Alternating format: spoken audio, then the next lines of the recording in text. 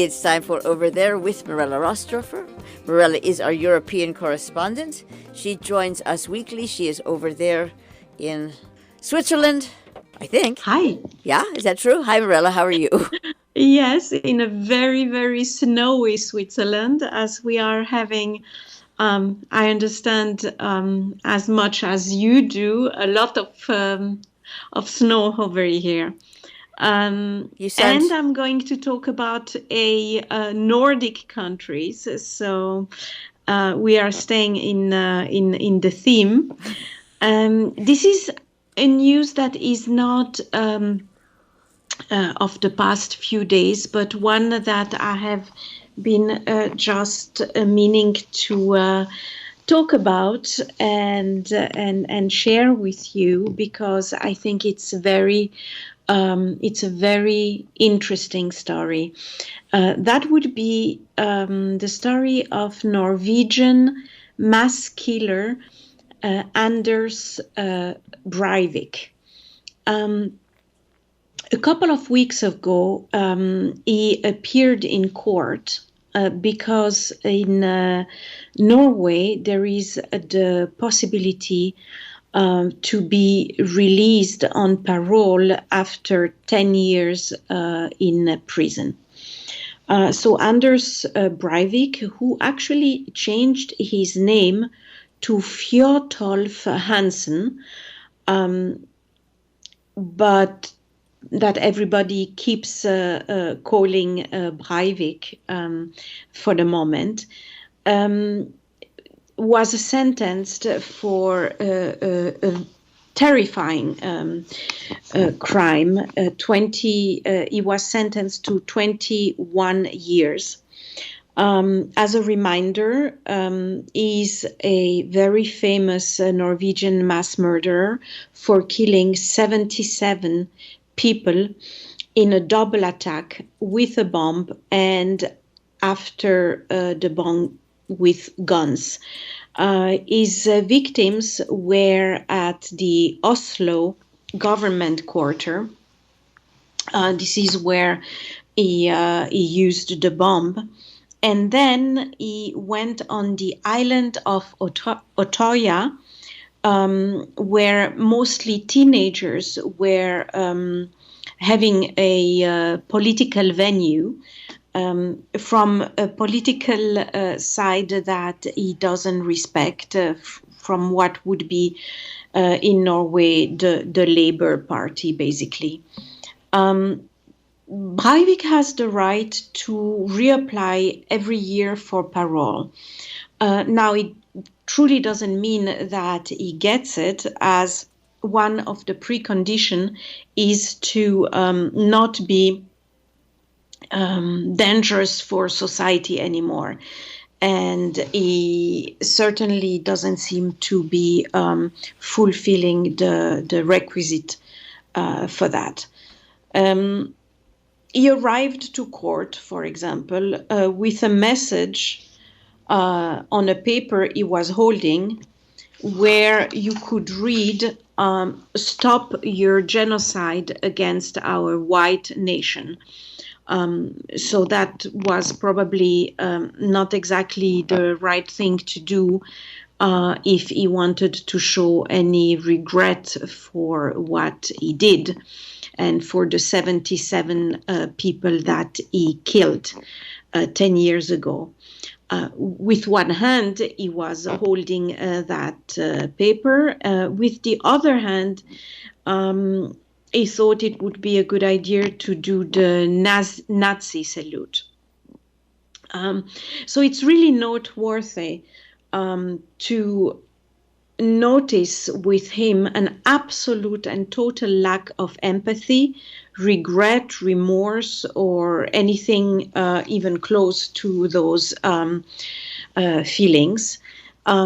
Obviously, because he wanted to win his case, he was emphasizing the fact that he was not really responsible for what he did, because the responsibility was from the people in the right extreme scene who basically convinced him and made him do those acts. He truly tried to portray himself more like a victim of some kind of brainwashing than someone who truly did those acts consciously. That being said, one also learned through a few articles that he constantly during those 10 years in prison tried to represent himself as a far-right European leader. And he was eventually trying to start even a fascist party in prison.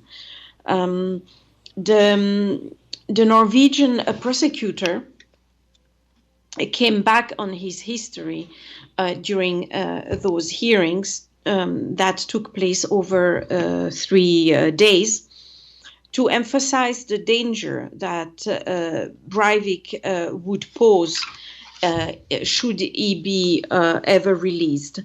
For that, there is also the assessment from his psychiatrist, who came to the conclusion that there is zero remorse to be found, and that he cannot detect great changes in Breivik's functioning. So such an assessment has, of course, also a certain weight in court. Even though he has the right to ask for being released every 10 years, chances are that he will stay still in prison for a very long time because of the fact that he doesn't show remorse, because also of the weight of what he did. Those were 77 people. It does sound absolutely like an astronomical amount of people killed, and to have him join then some other forces would, of course, be also the responsibility of the court, and one that probably is quite difficult, a decision that is quite difficult to make. In 2012, he was also complaining about his detention conditions.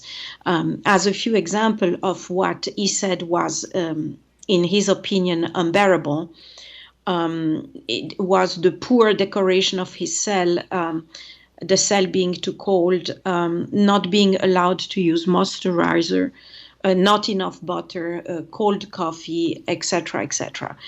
His cell being actually composed of 3 parts: one to sleep, one to study, and one to exercise.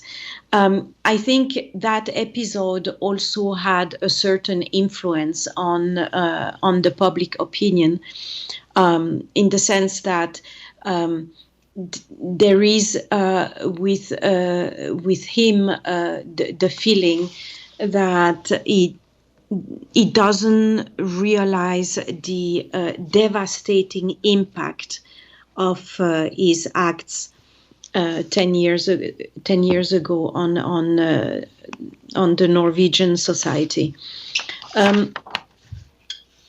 What was a big complaint of some people related to the victims was the fact that Breivik said or wrote at one point that he was going to use the media in order to advance and spread his message.